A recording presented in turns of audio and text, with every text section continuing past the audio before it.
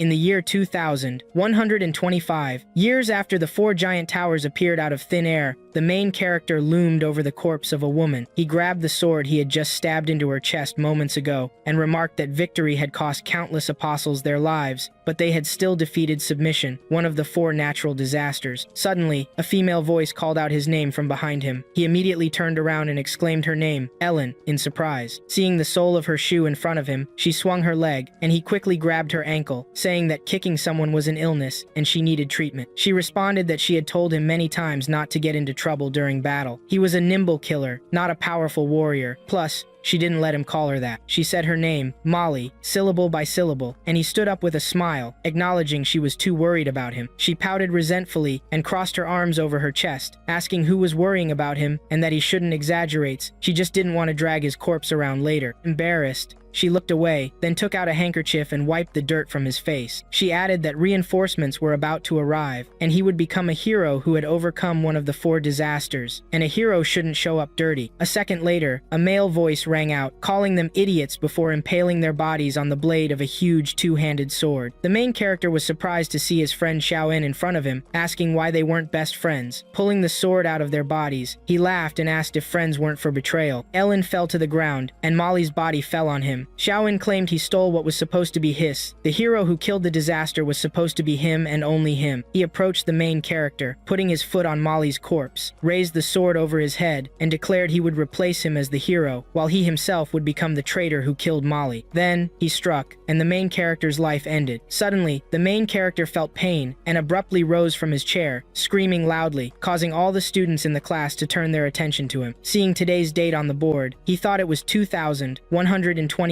4 years ago. Professor Wang Fenbi, clearly unhappy with the interruption, called out to the student, asking if he had a different opinion about his tower history lesson and if he understood everything that well. Wang Fenbi, 40 years old, unmarried, withdrawn, irritable, and petty, had a rumor going around that his sole attribute reached 3.2 units with throwing accuracy at 93%. In a rage, the professor threw a pen at him, asking if he should tell everyone about the tower era. The main character caught the pen and pondered whether he really went back in time 4 years ago. He pointed the tip of the pen at the professor and said that on November 11, 2111, four giant towers appeared out of nowhere. They were followed by red rain covering 3/4 of the world's land, scorching the earth and making it uninhabitable for humans. At the same time, artificial satellites from outer space also fell to the earth. That day, the sky became a forbidden zone for mankind to explore and seek salvation from the outside. Later, the surviving humans restored civilization and order, renaming the modern era after the disaster to the era of towers. The professor smirked and said that it wasn't bad. That was true, but he allowed him to answer a question, not recite the entire lesson plan he was preparing. He demanded he get up and walk out of the classroom to reflect on his behavior. Soon, evening came, and classes were over. All the students in the school went outside, and Ellen thought the end of the world would come in 4 years when natural disasters with terrifying powers would appear. They were like bosses that escaped from the final level of a game, senselessly destroying everything around them. There were 4 natural disasters in total: submission, famine, war, and death. The only ones who could fight these natural disasters were the apostles, the elite of humanity recognized by the towers. They could enter the inner world created by the tower as if they were entering a game, carrying out various life or missions to gain powers beyond human capabilities to become the Great Wall, the protection of humanity. However, after the natural disasters displayed their overwhelming power, traitors began to emerge among the apostles, submitting to the disasters and becoming their executioners, killing people. While the main character was walking home, he encountered his traitor friend. When they met, Xiaoen asked why he was wandering around here. He jokingly put the notebook on his head and said since they were best friends, he would leave the history homework to him. After all, it's better for friends to help each other. The main character didn't forget what Xiaoen did to them and looked at him displeased, then left, telling him to hurry up and finish everything by evening, since he had to hand it in the morning. Ellen remained silent, thinking this trash made people feel pathetic. Lightning flashed in the sky, and seconds later thunder rumbled, followed by rain. Ignoring this, Xiaoen slowly walked on, and the main character gritted his teeth in frustration, wondering what to expect tomorrow. Tonight would be his death, but Xiaoen didn't hear these words over the noise of the rain. After a while, he reached home and immediately began to work out in the gym, hitting the punching bag, increasing the force of his blows each time. After hitting with a force of 195 kg, he laughed. claiming he was a real genius. Even the teacher wouldn't be able to withstand the force of his fist. Suddenly, the lights went out, and he looked around in confusion, asking what was going on. Did the whole house experience a power outage? A system window appeared in front of his face, asking if he believed in Lord. He was confused and wanted to ask what it was, but at that moment, Ellen cut his neck, informing him it was a notice of his death. Xiaowen grabbed his throat, recognizing his voice, and asked why. The main character gritted his teeth, hissing and raging that he had asked him the same thing 4 years later. Xiaowen rolled over on his back, choking on blood, and asked how he could let him live without taking revenge. After reincarnation, he wasn't the kind of saint who waited for a person to do evil and only then gave him what he deserved. His former friend bled to death on the floor, and the system reported that an apostle candidate was detected, murdered by an unregistered person, and status transfer was starting. The main character's face softened upon seeing that Xiaowen died, then thought that there were 2 ways to become an apostle. One is to bring the attributes of strength, agility, and soul indicator to 10, granting a chance to be summoned by the tower. The second is to kill the apostle or candidate with his own hands, depriving them of their status. The system reported that the status transfer was successful, allowing Ellen to register the registration area at Death Tower Eden. A chest with relics appeared on the floor, and Yi Lin, lifting the lid, said he was grateful that this made him an apostle much faster than before. The system notified him that the chest was successfully opened, and he obtained the skill, Concealment of Breath. This is an active class skill that consumes 2 points of spiritual power per second. It reduces the sense of presence by 40%, and after the skill ends, the cooldown is 300 seconds. He can silently observe anything. A portal appeared in front of him, and the system reported that a known module for an apostle candidate was detected. Did he want to download it? He reached out his hand to the portal and agreed, after which he was pulled inside, and the system reported that an unknown module was loaded. The tree of innate skills opened. He could edit, replace, and power up skills. Ellen was surprised to receive a natural disaster module and exclaimed if he really received the defeated subjugation skill. An apostle can have a few branches at most, while a natural disaster can have its own skill tree. Each ball of light is a skill, but why hadn't he noticed the existence of this module before? If the inner world created by the tower is considered a copy of the game, then the apostles should be regarded as players and natural disasters as final bosses. It was because he had taken over Shan's apostle candidate status and re-established a connection with the tower that activated the natural disaster module. The system reported that module damage had been detected. The original skill had been destroyed and could not be used. Ellen was very surprised by this news and asked nervously if he couldn't use the skill. Covering his face with his hand in disappointment, he realized this meant he couldn't use the natural disaster skill submission, but with the tree, there would be no limit to the number of skills he had. The most important thing is that he can now edit and upgrade the skills. He just needs to replace the skills he acquired in the outside world with the skill balls in the module. This way, he would turn into a completely new natural disaster. He cleared his throat to calm himself and thought that he had rushed it. Why would he want to become a natural disaster? He just wanted to obtain strength, similar to theirs. The system asked if he believed in Lord. After reading this, Ellen realized that the tower was calling him and pressed the yes button, after which the system reported that the path to the outside world was opening, and the test mission for the candidate would begin soon. He should prepare well. The protagonist's body began to dissolve into energy flows, and he headed into the portal, stating that he was going to the inner world. He and other candidates found themselves on board an airplane flying into a storm. The flight attendant's voice rang through the plane, greeting all the passengers and informing them he was a senior flight attendant with artificial intelligence who would accompany them during their flight. Upon hearing the voice, Ellen opened his eyes and unfastened his seatbelt, thinking that the test mission would take place on the plane. This made him nostalgic since the appearance of the tower had turned the sky into a forbidden zone for humanity. Frightened voices of other candidates were heard from neighboring seats, including Wang Qing, the presidential secretary, Awe, a senior programmer, Jay, a death row inmate, and Ma Baba, a retired old man. The flight attendant stated that while passing through a storm cloud zone over the sea, the fuselage might experience varying degrees of turbulence. All in all, no one would die, so they shouldn't panic. By the will of fate, 5 strangers boarded flight 444. The voice hissed, and the plane shook, after which the flight attendant regrettably informed them that an expected incident had already occurred. Could all 5 of them die a tragic and exciting death? The test begins. The main mission is to survive. Ellen smirked, thinking that this bad prologue sounded pretty familiar to him. Mababa turned to the others and asked if everyone heard that broadcast. What's going on? Were they kidnapped while sleeping? Awe was very nervous, exclaiming, how is this possible? This is an airplane, and they stopped using planes 10 years ago. He just sat at work too long. He only had to blink, and now here he is in this situation. Gio stood up from his chair, arms spread wide, asking if everyone chose to come here, and here he is. Right, all the villains die a painful death, but it seems the heavens are still on my side, he laughed loudly. The presidential secretary crossed her arms with a displeased look, saying men really can't be trusted. They always shout when something happens. Anyway, shouldn't they analyze the escape first? Ellen noticed her and thought she was too calm for someone experiencing the inner world for the first time. He bent down and told the others to look under their seats. There should be a first aid kit. He felt underneath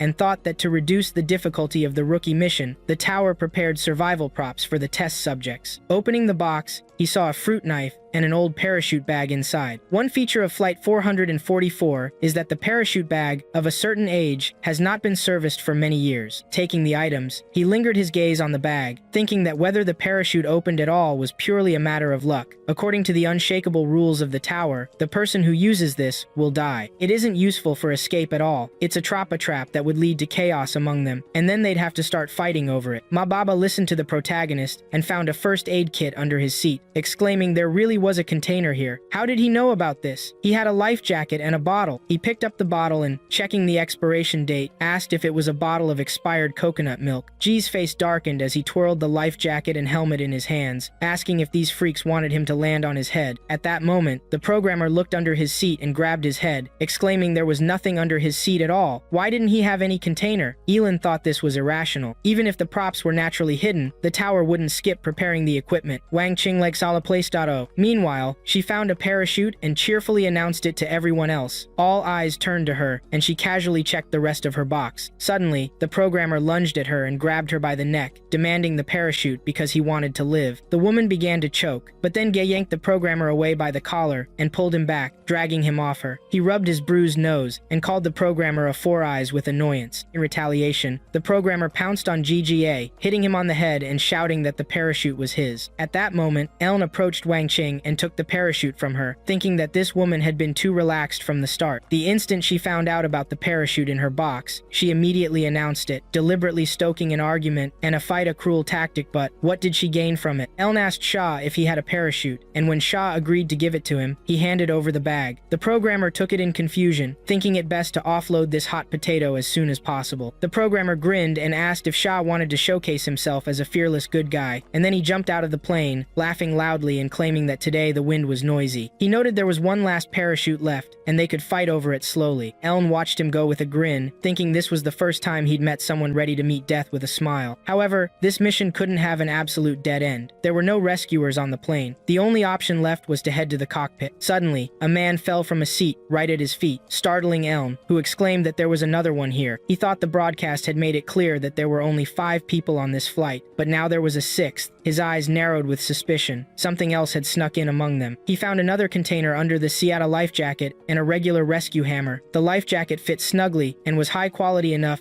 that even a corpse could float in it. The description of the ordinary rescue hammer noted it could only break windows or doors. Looking at the corpse of the 6th person, Ellen thought since the tower had provided props for him, this loser must also be one of the test subjects. Was this really a task for newbies? One test subject had been killed and replaced by another. The guy with glasses had nothing under his seat, and the woman seemed too calm for someone entering the inner world for the first time. Which of them was the murderer? Meanwhile, Wang Qing tried to snatch the parachute from the old man's hands, exclaiming it was hers. He called her a brat and asked if she had no respect for her elders, saying she should let him have the parachute. He pushed her, causing her to lose her balance and bump into Ellen. She turned to him, grabbing his clothes mournfully and pleading for him to take the parachute away from the old man, claiming it was her only chance to escape. He remained silent, thinking she wouldn't give up so easily. If things went south, demons were likely involved, and she was probably one of them. He waved his hand, throwing her aside, and pulled out the hammer. He thought her acting skills were terrible. It was clear she was trying to make them fight over a useless parachute. She sighed, feigning pain as Ellen hit the cockpit door with the hammer, thinking it was just an ordinary hammer. He pushed the deformed door aside, and Wang Qing extended her hand, saying he was going in the wrong direction. Ignoring her, he stepped into the cockpit and saw the pilot's corpses and the instrument panel ablaze. At that moment, the flight attendant announced that candidate for Apostle number 939 had died, and there were only 7 minutes before the flight crashed. Ellen noticed a bag behind the pilot's seat and thought the parachute backpack was just a trap, but this one was meant for escape. A new parachute backpack hung there. Its quality was guaranteed, and the probability of opening was 100%. The pilot's life safety had to be guaranteed, right? Ellen took it, while Ma Bo put on his parachute and opened the doors, stating that although he was old, he was wise enough. This brat wasn't mature enough to fight with him. He said goodbye to the others others when Eln's voice interrupted, asking if he hadn't heard the death announcement. The old man paused and looked at Eln, who showed him the backpack, asking him who he thought had died. Ma Bo immediately understood what was happening and thought the brat must be dead. Was there something wrong with the old parachute? He closed the door and sat down on the floor, exhaling in relief, saying it was dangerous. Meanwhile, the programmer clutched his head, cursing that cruel idiot. His head was spinning, and looking around, he noticed a parachute on the old man's back and fell into a stupor. After that, he got up and rushed toward him, demanding he hand it over. The old man got flustered and cursed loudly, telling him not to come near. He'd give it for free, but the programmer didn't hear him, madly insisting he wanted the parachute. He dove at the old man, causing them both to fall out of the plane. Despite this, he yanked the parachute off the old man's back and laughed, declaring he finally got it. The old man began to cry, reaching out, shouting that he didn't want to die. Wang Qing approached the protagonist, hugging him from behind with a grin, saying it looked like she had found a safe parachute, and asked if she could go with him. He asked if she was the one who killed the test subject in first class, and then stole the Four Eyes box. He turned and grabbed her by the neck, stating if anyone suspected an extra person, the only one who'd be blamed would be the guy with glasses. He pushed her to the floor and leaned on top of her, noting she'd prepared 2 layers of backup, but sadly for her, he had many layers more than her. She was unusually calm for someone entering the inner world for the first time, and her will to survive was at rock bottom. She grinned, saying it was not bad for a newbie like him to see through her plan. It seems she should have eliminated him right at the start of the mission. Once she revealed herself, she pulled back, and her voice changed. She asked if he was thinking of escaping while a haze swirled around her. Taking on her true form, she grabbed him with tendrils that grew from her mouth and stomach, pulling him closer. She licked her lips and said she would slowly eat him piece by piece, wanting to enjoy the process while he tried to scream as loudly as possible. The flight attendant announced that candidates number 897 and 2 had died, and Mech realized she had turned out to be undead. They had been rumored to be apostles who died in the inner world, mere restless souls trapped in towers, filled with grudges, becoming undead, specializing in hindering apostles and hunting them down. He used the breath concealment skill, and the system reported that his presence was reduced by 40%.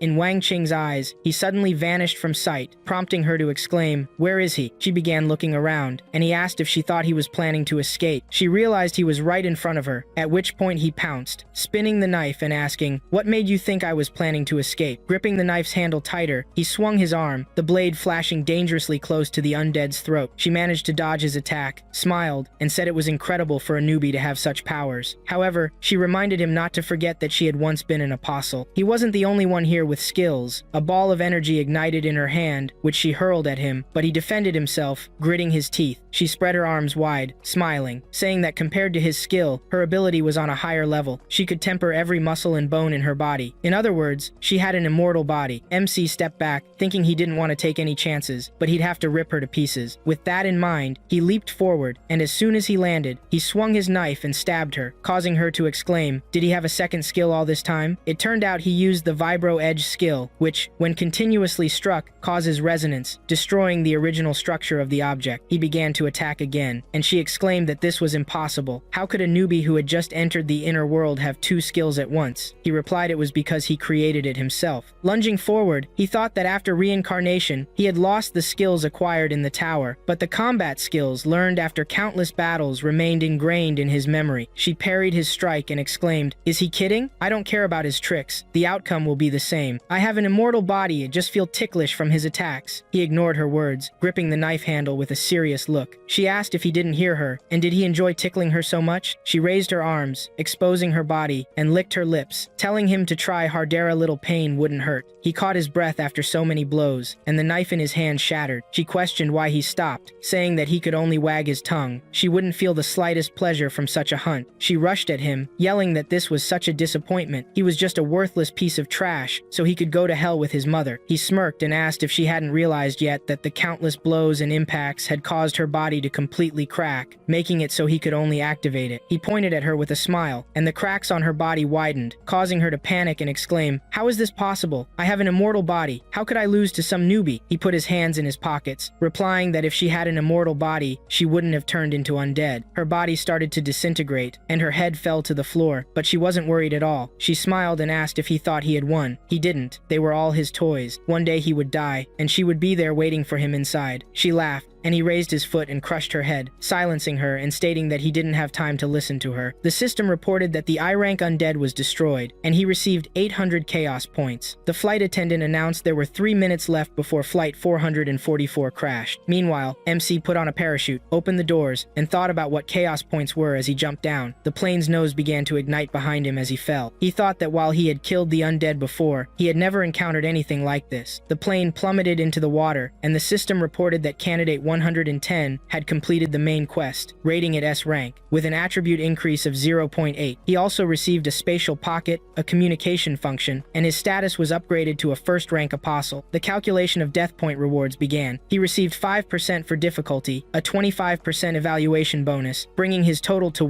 300 death points, as well as a rescue hammer item, and a skill called Concussion of the Mind. His level increased to 4, and the host body entered recovery mode. Recovery complete. He returned to the real world. A day later, the police arrived at his former friend's house. Sujong reported that the victim's name was Yaoan, an 18-year-old third grader at Qingqing Middle School. The total attribute points at entrance were 10. He looked at Leader Gu and noted that she had turned a bit pale. He sighed and reread the victim's information. There was such a promising talent, he said, and Gingan, the team leader of the Joint Inspection Department, raised her hand, instructing him to get down to business. He complied, saying that the victim lived alone. According to the preliminary investigation, the cadaveric stains on the deceased's body had already spread, estimating the time of death to be between 7:00 p.m. and dawn. There was no sign of struggle or dragging at the scene, and the blood spatter was consistent. The throat was slit with a single deft stab of the knife. Apart from this, no other evidence was found, and more specific circumstances could only be uncovered during the investigation. It appeared the killer had come prepared, most likely as a professional. She turned to the rest of the team, instructing them to thoroughly search every corner. It was impossible for the killer to hide their tracks perfectly. They obeyed her order, and then she turned to her colleague and asked who reported the incident. Swang turned and replied it was the deceased's classmate who was over there. She followed his gaze and saw a high school student answering the investigator's questions. She approached him, crossing her arms over her chest, and asked his name. He told her, and when she asked about his gender, he was slightly taken aback and held silent. After a short pause, he raised an eyebrow in surprise and asked if he was at that age when it was hard to tell a man from a woman. She told him to stop talking nonsense and answer her question. She recalled that Xia Yang was the only son of the president of Hyang Medical Equipment Ltd. The deceased was not an ordinary person. She stepped closer and looked into his face, noticing he looked away. She asked if he couldn't look her in the eye. Was his conscience gnawing at him? He pointed at the man next to him, saying that everything she was asking him had already been asked by this man. The man smiled and handed the protocol to Headmaster Gu, stating he had recorded all of his testimony. The deceased had not come to school that day, and due to his good relationship with the deceased, the head teacher had asked to visit him. His identity was not a problem. His parents work abroad all year round and are rarely home, very similar to the situation of the deceased. Due to these circumstances, they have become friends to the point that they know each other's house passwords. She started checking the documents, and Elle asked if he could go. The man agreed, and said that the killer was most likely a very dangerous professional. He let them know if he remembered anything that could help identify the killer. He hoped that he wouldn't leave the city, and would cooperate with him until they found the killer. It was all for his own safety. Let him allow them to protect him as best they can. MC agreed and headed to his house, thinking he had sorted out the fingerprints and CCTV yesterday before he left. The voluntary fin of a report is aimed at better understanding the dynamics of the investigation. As for the abandoned corpse, it is a decoy. In 4 years, the world will once again undergo great changes. The end of the world will come, and corpses will roam the streets. The freaks hiding in the darkness will switch to natural disasters and start killing their own kind. This time it will speed up and send all these traitors to the next world, one by one. Soon it was evening, and as soon as the sun set, Mi returned home. He was immediately greeted by the artificial intelligence, Ava, who informed him that today is July 9th, 2121. He went to a huge holographic screen and said that Xiao Yan is dead, which means she should be safe. He will soon see Molly. He turned to Ava and asked her to make him coffee, adding half a gram of salt, and not to forget to warm it up. While waiting for the coffee, he took out his phone and thought that with the crash of the satellites, the wireless networks covering the entire world had also disappeared. Instead, there is now a single citywide local area network covered by a transmission tower. It has become so huge that the underground cables scattered around have been nicknamed Skyweb #1. Now the internet and mail are connected to the Skyweb, or in other words, passwords, fiber optics. To call Molly, he entered the password on his phone twice and was notified that the third-level password was audible. He had to pronounce the password at a level above 80 dB. The password is, "I am a unique non-entity." L's face darkened, and a nervous smile appeared on his face as the phone system prompted him to pronounce the audible password as soon as possible. Otherwise, he would be permanently blacklisted as a subscriber. The countdown began. He awkwardly stated that he was a unique non-entity, but the system notified him that he had pronounced the password at a volume of 56 dB. The input was incorrect. The volume was not enough. He was told to repeat the password after the beep. The protagonist exclaimed loudly about what could be more shameful. He awkwardly shouted the password again, after which the system reported that the entry was successful. Molly answered the call and asked who it was. He did not answer, thinking that he finally heard her voice again. He told her she didn't know him yet in this era. She remained silent, after which he explained everything to her. After listening to him, she asked him to prove it, and he responded by calling her Ming Ming. She exclaimed that this shameful childhood nickname was given to her by her late grandmother. She never told anyone about it. Not a single living soul should know this. She told him to give her his address immediately. He asked if this meant she believed him. She didn't answer and, dissatisfied, told him to give her his address. After he ended the call, he relaxed back on the couch, thinking that as soon as he gave her his address, she said she'd be there at 10 p.m. He would take that moment to check on his status and stats. He called up the Apostle panel, and several system windows appeared in front of him. He noticed something interesting on one of them. The status window showed his stats and current spiritual power. He had 550 spiritual power, 2 strength, 3.3 agility, 5.5 psyche, 7.1 willpower, 3.9 luck, and 2.5 charisma. He asked if luck was an unchangeable attribute, and noted that he had just completed a mission. Why were the attributes decreasing instead of increasing? He sighed and decided not to think about it for now, saying that the charisma attribute had nothing to do with appearance anyway, and as for luck, it had always been unpredictable. He opened the description of his new Mind Shake skill. It was a B-rank skill that consumed 200 spiritual power. It makes one target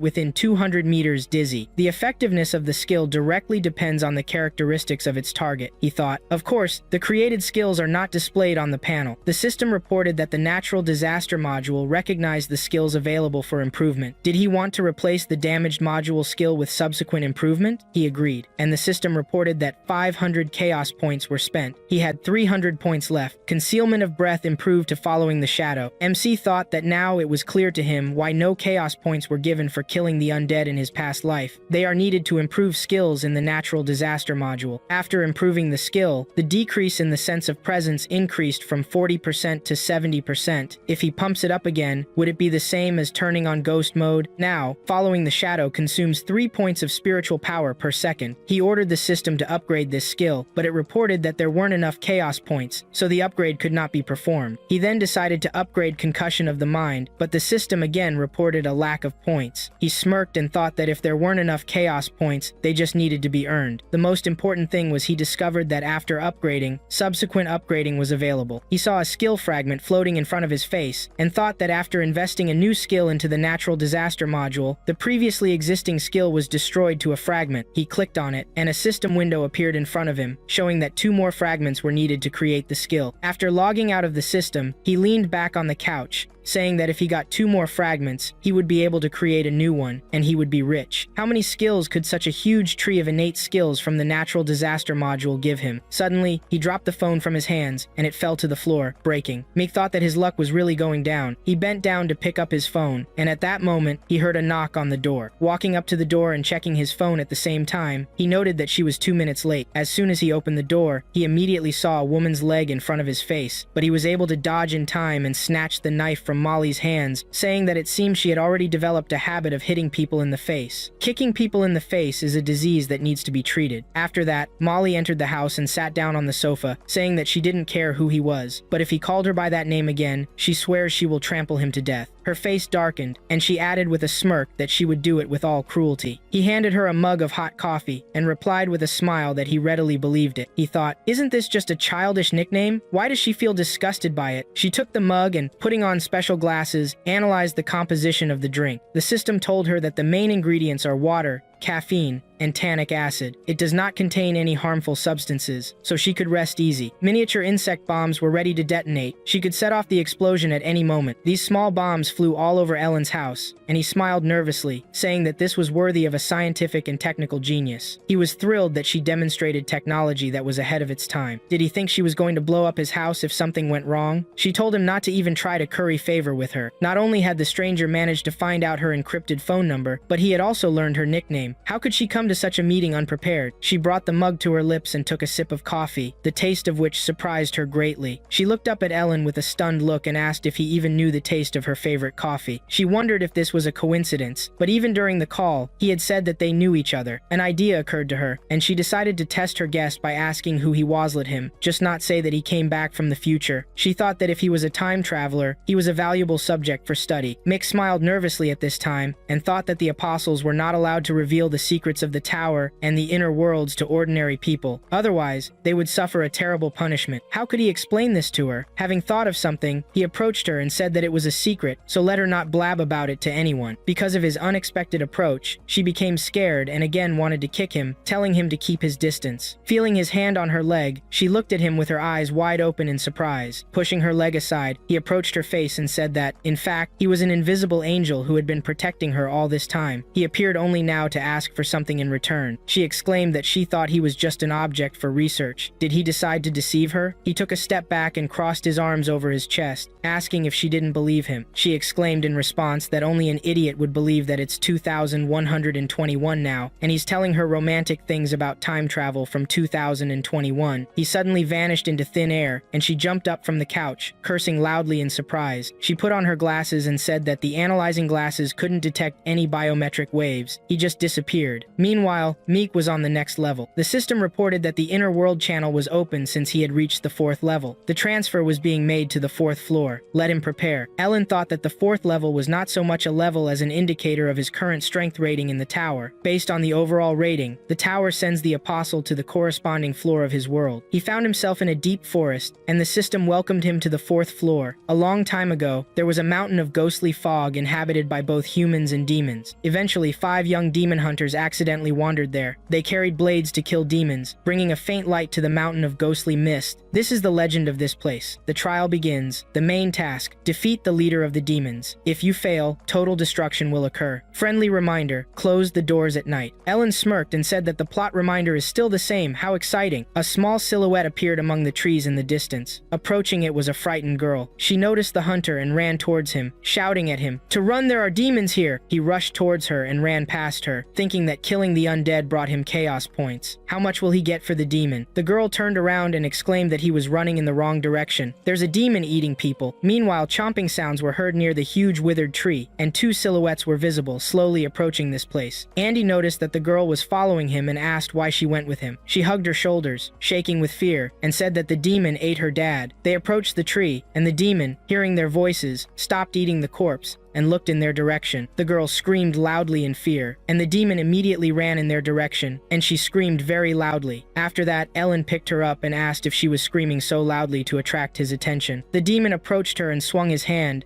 and she exclaimed, "Did he use a cute child as a shield? He is just a vile little man." The protagonist used the skill following the shadow, and noticing how she called him, asked if she was not human. Did she lie to him on purpose about his father? The demon froze in front of the girl and did not attack her. She nervously looked around, thinking, where did he disappear? Meanwhile, MC appeared behind the monster and asked, "So, he's not attacking her?" He stabbed him in the back and exclaimed that it turns out they were in cahoots. After his strike, the crows in the area became restless. In the meantime, 4 people were walking along the forest path: Exinu, Mani, Lechunga, and Waning Chunga. They looked at the people next to them, and counting only 4 people, including himself, asked, "Shouldn't there be 5 people on the demon hunter mission? Where is the other one?" Meanwhile, the system reported that a violation was detected during the movement of Apostle 110. The coordinates are off, deviation from the storyline of the main quest. Since the Apostle is still alive, the storyline will be reconstructed. Meanwhile, the protagonist was fighting the demon. Turning around, the monster wanted to hit him with its claws, but he leaned back in time and was at a loss for the recent notification. He thought the coordinates were incorrect during the movement. He had to get into a situation that was rumored so much. If luck is low, the probability of such a mistake when entering the inner world would be very low. It can't be that everything went so wrong. It must be the wrong coordinates related to the rare hidden mission mode. His eyes flashed as he used the mind concussion skill, inflicting a dizzy state on his opponent. The demon froze in place and scratched his head in confusion, and the system reported that the route for Apostle 110 was rescheduled. Let him go to the nearest village and learn the demon extermination technique. Warning, the technique cannot be learned due to the wrong movement coordinates. It is impossible to deal serious damage to the demon. Mi approached the monster with a creepy grin and declared he couldn't just kill Ith didn't believe it. He had already thought of 100 ways to off it and wanted to give each one a shot. The system urged him not to resist fearlessly and to return to the main quest line as soon as possible. But Ellen ignored this and slammed the demon to the ground, starting to pummel it. She shouted, "Isn't the brain responsible for motor skills? It can move even with its brain wrecked." The next time she hit it, she added that the heart was also a weak spot, insisting she needed to hit it a few more times. Why do its limbs grow back when they're chopped off? The girl, standing off to the side and watching this madness unfold, got anxious and exclaimed that this was pure atrocity. Was he crazy? She needed to bolt, or he'd turn her into a pancake. Just then, the protagonist finished with the demon, and the system had no choice but to congratulate him on his win. As a reward, he earned the achievement, "You Are Too Persistent," along with 666 chaos points. Mi grinned, claiming this was a hidden task masquerading as a bug. He looked down at the monster lying in a pool of blood and remarked on their grand job. The monster let out a frightened sob, and as soon as the apostle rose from it, he darted into the forest. The system informed the protagonist that the disaster module recognized a skill available for improvement. Would he like to swap the skill for a damaged young one? MC agreed, noting that he now had enough chaos points to upgrade. Afterward, the system reported that 999 chaos points were spent, and concussion of the mind had been upgraded to Navel of the Catastrophe. One skill fragment had been acquired. The system displayed the description of the new skill. It required 200 spiritual power points to activate, and he needed to say out loud, "Let this world be overwhelmed with suffering." This skill inflicted a random negative state on a single target in sight confusion, slow motion, dizziness, fear, immobilization, charm, blindness, and more, triggering a random effect with a 30% chance. The skill's effectiveness depended on the target's psyche and will. Meanwhile, Shia ran, mentally cursing her luck for encountering this weirdo. After all, she was a demon. Mi caught up and slashed her back with a knife, telling her not to rush off. She fell to the ground, a pool of blood spreading beneath her. Noticing she wasn't moving, he told her not to play dead. Her demon brother hadn't died, even after stabbing her multiple times. He only grazed her once. The girl slowly got up, trembling with rage, and loudly cursed,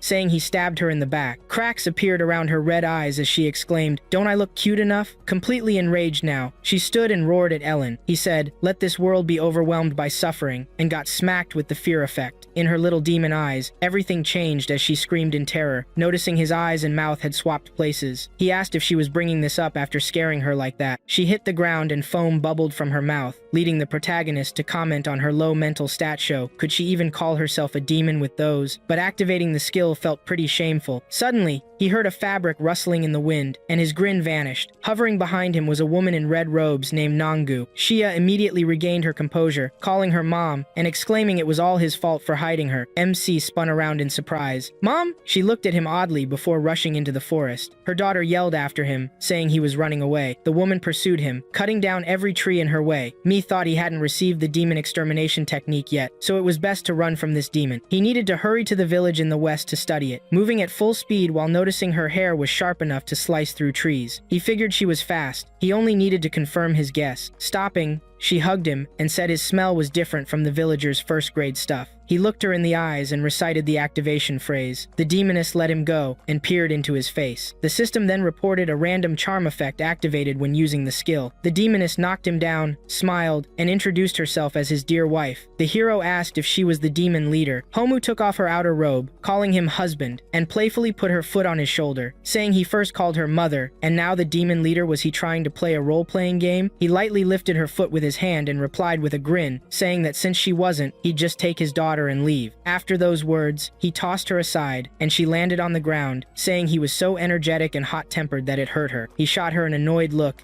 and told her to stop babbling. just get up and get far away. He thought he didn't have enough spiritual power points to activate the bonds of disaster. The demoness obeyed her newly made husband's words, running into the forest with her daughter, who indignantly called after her mother, not understanding her behavior. Meanwhile, MC thought the local demons clearly didn't know about their leader, so who was the one mentioned in his quest? Eventually, he reached the village, where joyful residents greeted him, shouting that another demon hunter had appeared. He thought he finally made it, but noticed there was no arable land or livestock on the way here. How did the villagers survive? Hearing the cheer of the villagers, Lechanga emerged from a temporary dwelling, waving for the fifth apostle to come over. Together, they would sort out what was going on with the village headman. Ellen spotted him and wondered why this guy looked so familiar. He followed him inside the house, sitting by the fire while examining the other apostles. One told Meg he was the only one to arrive late, adding that they almost thought he was dead. He laughed and said they were lucky. Changu sniffed the aroma coming from a boiling pot, saying the soup smelled delicious. Ellen also caught the scent in the room and thought it was beeswax rosin, but the mix of aromas didn't come from the pot, but from the village's age. He turned his gaze to an old man lying on the bed, and his son apologized to the guests, explaining his father had already fallen asleep. He introduced the situation, mentioning their village was cursed and located on the west side of Ghost Mist Mountain. No one could leave, and ordinary folks were kept out. Only demon hunters like them could enter. The mountain was veiled in fog day and night, and from afar, it resembled a giant skull, hence the name. The demons hid in the dense mountain forest during the day, and only came out at night. MC paid attention to Changa's words, realizing they were meant to instill fear of daylight. The village chief's son continued on, mentioning that not far from the village lay a place shrouded in a darker fog, the color of ink. Once, many villagers disbelieved in demons, but when they attempted to leave, they were all swallowed by the black fog, leaving no bones behind. Over time, no one dared go near the eerie mist again, and they nicknamed it Ghost Fog or Cannibal Fog. Mick pondered that this must be the boundary of their world. The demons were unaware of the demon leader, choosing to leave the village, and thus leave a boundary for his existence. Suddenly, Changa, sitting next to him, exclaimed that he couldn't move his right hand. He tried to remove it from the hilt of the black flame dragon blade, wondering if the sword called for his hand to use it or if it thirsted for demon blood. He stood, urging the sword to calm down. Now was not the time. He would not allow it to cause trouble in this world. When the time was right, he would unleash it, and together, they would rid the world of demons. During this dramatic moment, cool background music played a skill of his that granted bonuses outside of combat. Manny clapped her hands and cheerfully declared him handsome, praising her G. The village chief's son joyfully announced they now had such a powerful hunter, and the village was saved. Ellen and the other hunters fell silent, suddenly recalling Lianga, the second-year middle school actor. He always appeared with musical sound effects, and they had met in his past life. All his skills were tied to those effects, rendering him useless in an actual fight, better suited for performances than for a battle. MC turned to the headman's son and asked how they knew about hunters if they couldn't leave the village. He realized he hadn't mentioned the demon extermination technique, indicating he wasn't a key NPC for that information. The boy explained that well before they arrived, 3 hunters had come to them, one of whom even stayed in the village. On their quest, the hunters faced mortal danger, resulting in the deaths of 2. The survivor lost all fighting spirit and abandoned his duties as a demon hunter. MC asked if he could meet this survivor, and the chief's son smiled, inviting them to follow him outside. They approached a distant house, and the boy knocked on the door. From within, a cough emerged from an old man who asked who was there. The boy nervously replied that several young demon hunters had come to see him. The old man remained silent as a black fog began to creep out from the house, unnoticed by anyone. The old hunter coughed a few times and etched a pattern into the ground with his shoe, scoffing at the little devils, who hadn't even learned the demon extermination technique. How could he call them hunters? The door swung open, and he glared at them, saying that sooner or later, each of them would die on this mountain. The group exchanged nervous glances seeing him, and Manny remarked on how scary he looked, admitting she was afraid. Ellen, unfazed by the old man's appearance, placed a hand on his shoulder, asking if he knew the technique. Suddenly, a system window appeared before Mac, revealing that the legendary demon hunter stood before him. Nasu. After brushing against him, Meek thought that his introductory information implied that this old hunter had once been an apostle and was now merely an NPC in this world. Noticing a lamp nearby, he sniffed the air. It smelled like the oil from the demon he encountered before, and everything clicked into place. The old man tossed a stack of books onto the floor and, rummaging through them, asked if this was the demon's secret technique. Manny peered at the cover nervously, and Nasu returned to his work, saying they had what they needed and could leave. They stepped stepped outside, and the door slammed shut behind them. Chang'e sighed, expressing displeasure at the old man's terrible attitude. Hearing slurping sounds behind him, he turned to ask Shingi what he was doing there. Shingi was showing off the secret demon extermination technique he had acquired. Chang'e, shocked, read the title on the cover, and Shingi, with a smug laugh, handed him the book again, asking if he intended to eat it. Chang'e grabbed his head, exclaiming that he couldn't believe Shingi was eating a book. He was completely crazy. He wondered why they got the dark-sealed demon secret technique, while he only got the red-sealed extermination secret. In the middle of scolding his comrade, Manny turned around nervously, pointing out that everyone had left the village, including the village chief's son, and that all the houses were locked. The fog thickened around them. Tianwu asked if she had forgotten what the village chief's son said earlier, that all the ghosts hide in the dark forest during the day and come out at night. Hearing this, Chang'e became frightened, anxiously remembering that their mission was also to kill the demon leader. Lucky for them, it was a group quest, which would make it harder to get hurt individually. Suddenly, Tianwu rushed forward, drawing her sword from its sheath, and headed towards Ellen, blood spurting as she cut off the head of a demon that had appeared behind him. Startled, Ellen ducked, wondering if she intended to save him or kill him along with the demon. From the unexpected attack, he fell to one knee. Tianwu, noticing this, decided to tease him, joking that even if it was gratitude for saving his life, she still wouldn't marry him. At that moment, MC remembered that his charisma was only 2.5, and he felt uneasy. Suddenly, the book in his hand vanished, and the system congratulated him for learning the passive skill of the demon extermination technique.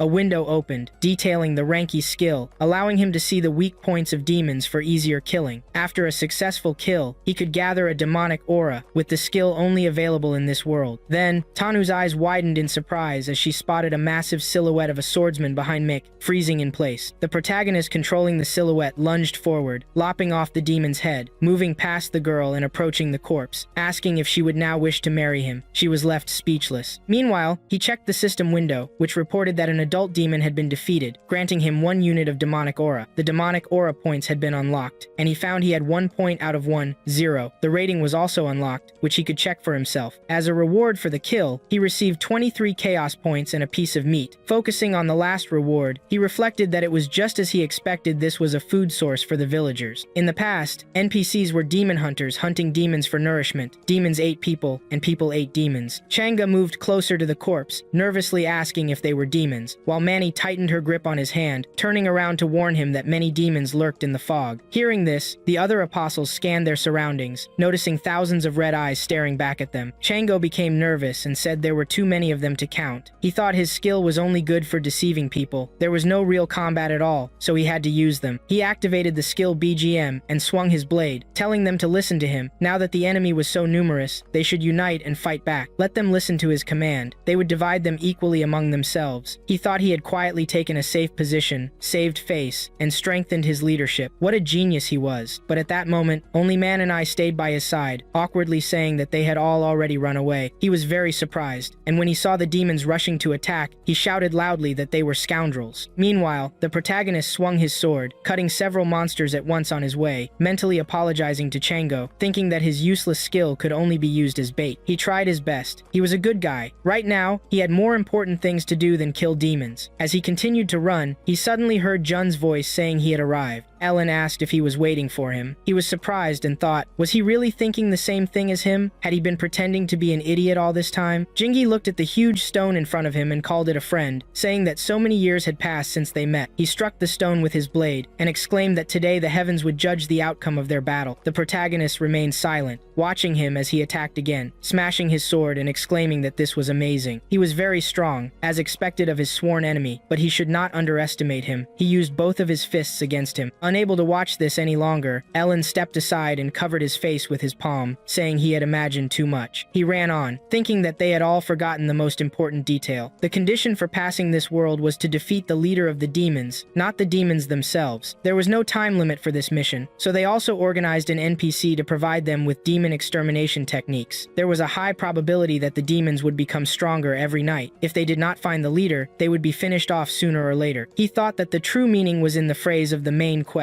In case of failure, everything would be destroyed. Since the demon in red had not met the leader, he could only hope for a layer of black fog at the border of the location. It turned out the only place their leader could be was the area between the mountain of ghostly fog and the border. Soon, He ran to a new village and thought this was the village of shadow puppets. Noticing a new face, the villagers approached him with smiles, and one of them told the others to look. A young demon hunter had come to them. They hadn't had anyone like that for a long time. The protagonist looked closely at their faces and thought they looked exactly like the residents of the previous village. It wasn't just their thin bodies, rags, and appearance. He said in confusion that they were not afraid at all, that they could be attacked in the middle of the night. The old man holding the skull said he just didn't know anything. Once, there was an old hunter in their village with cut-off hands. He gave each of them carved skulls of demons. These were their amulets. As long as the skulls were with them, the demons wouldn't come near them. Hearing this, he turned around abruptly and ran back, and the old man excitedly called out to him. Meanwhile, the protagonist began to go over everything he had learned here in his head. His face suddenly acquired a surprised look, and seeing a familiar building, he stopped and thought that he knew it. The new village turned out to be the same. The past, the present, and the future. Suddenly, his thoughts were interrupted by growling sounds behind him. The villagers, with distorted faces, were heading towards him. Ellen turned around and used the skill following the shadow with a grin, asking if that meant they were demons, not humans. Without waiting for an answer, he took advantage of his invisibility and rushed forward, attacking everyone in his path. The system reported that he had defeated a demon that had not fully transformed. A demonic aura had been obtained. As a result, he received 8 demonic aura points and 13 chaos points for each kill. After stopping, he thought they didn't need a demon extermination technique to kill them, but even after they died, the demonic aura continued to accumulate, meaning they were both human and demons. Because of this, he was very surprised and thought it was because of that old hunter. When hunting demons, he obtained meat and fed it to the villagers, and using the carved skulls, he turned the people into monsters. While he was thinking, the villagers crowded behind him again, and he laughed, then turned around and said with a creepy expression that hunting them was the least dangerous, which meant they were his free points. After that, he started killing them again, and one of them dropped a skull from his hands. Meanwhile, Nasu continued to carve skulls. He smiled and told Sewer not to worry. The young hunters would make excellent prey, and soon she would no longer be locked up in this damned place. Meanwhile, the system congratulated the protagonist that his demonic aura points had reached 10%. The hidden function of the demonic aura had been unlocked to obtain a temporary stat bonus. Let him distribute his points in the apostle panel. The rankings opened. Now Xenu had 42 points. Ellen was in second place with 100